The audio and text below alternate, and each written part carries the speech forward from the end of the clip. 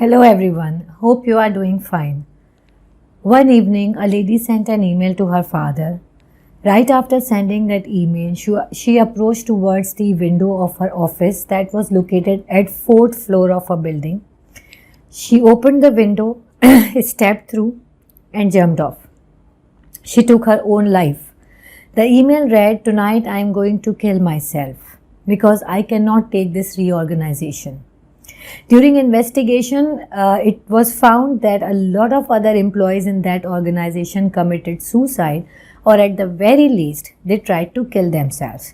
And that was not just one organization. According to America's Bureau of Labor Statistics, work-related suicides were increased in USA by 28% between 2007 and 8. When I told this to my nephew, he said, "Yeah, because of recession." And I said, "Yes, my son, it's easy to assign a reason to something that was talk of the town. Recession-driven layoffs, belt-tightening policies, poor management communication, no means for sustenance, and the list is as long as my arm." And there is no doubt about it that management has to do more than just issuing paychecks. There are a lot of people in the world who prefer environment and respect over their take homes, myself included.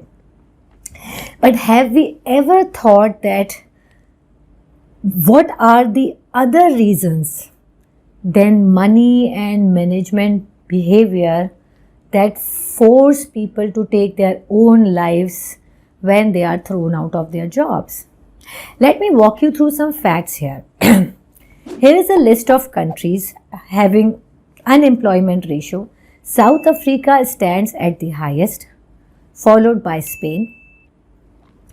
Qatar and Myanmar has less than 1%. Bahrain and Cambodia has less than 2% unemployment ratio. Let's take a look at suicidal rate of these countries. South Africa still stands at the highest, followed by Spain. Makes sense. No job, no money, no life. But I'm not done yet. Let's take a look at other countries. What's going on in here? Why a country having 6.49% unemployment ratio has suicidal rate way below than the countries having less than 1 and 2% of unemployment ratio? What's going on in here? Now, I leave you with these facts to think through on your own that what could be the other reasons other than the external one. The reasons are deeper and more than the poor management practices.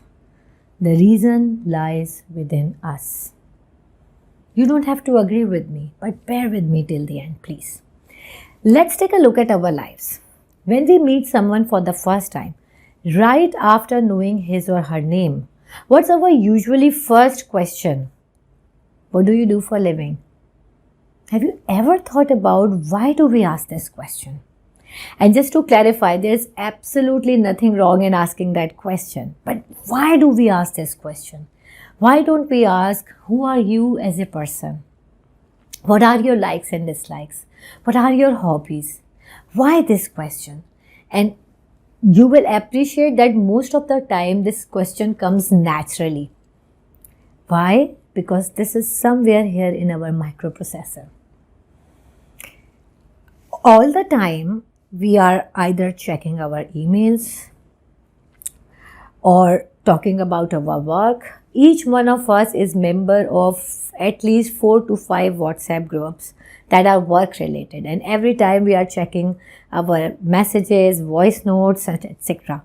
I will be on my way home, but I will attend this meeting while driving. We attend meetings while driving. All the time, either we are working or planning to work or traveling to work or thinking about work or discussing our work. When we do these activities all the time, we leave no space for other parts of ourselves. And we see us as workers alone. We have become our jobs. And as long as our jobs are doing fine, this is a sure formula for success.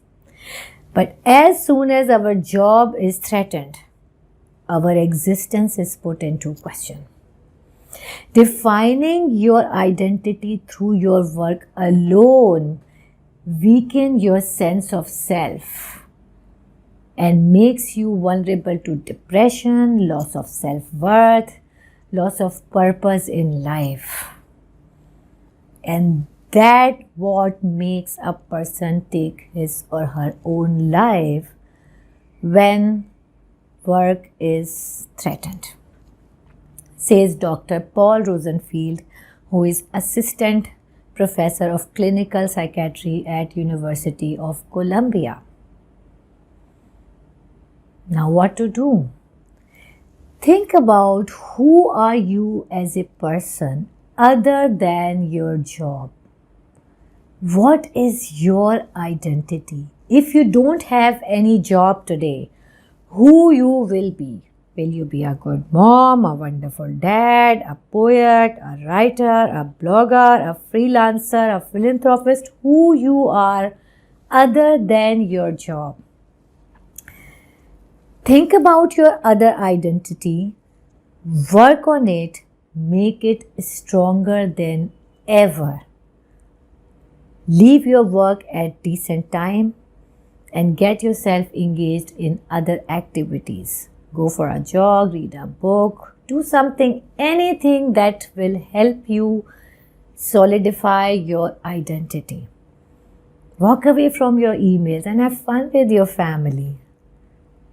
Now you will think that, yeah, but being a good mom doesn't bring food to my table.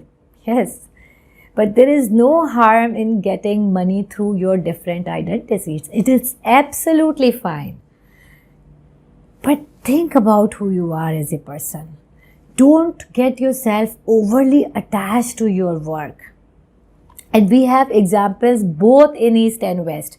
Madam Bano Kutsia, she was MA English. She was an English teacher. And what masterpieces she created in Urdu literature. Raja Gild, Hasile-Ghat, and the list is as long as my arm. Mushtaq Ahmed Yusufi, a banker and a writer. Qudratullah Shahab, a civil servant and a writer. And what masterpieces they created in Urdu literature needs no introduction at all. Les Brown, a DJ, a writer and a motivational speaker, enriching thousands of lives. Oprah Winfrey, famous TV host, author, philanthropist. What kind of combinations are these? Multiple identities. And just so you know, all of them generated money through both the identities. So my dear fellows, work on your identities. And more importantly, do these things repeatedly because repetition solidifies your identity. Make it stronger than ever so that when one of your identities is taken away, the other one is there to support you, to give you a sense of purpose in life. And please don't say that we don't have time. They also had families to feed. They also had 24 hours a day. Define your identity. As Peter Bregman beautifully said that life is not just about some of you. It's about all of you. Don't negate. Integrate. Thank you very much.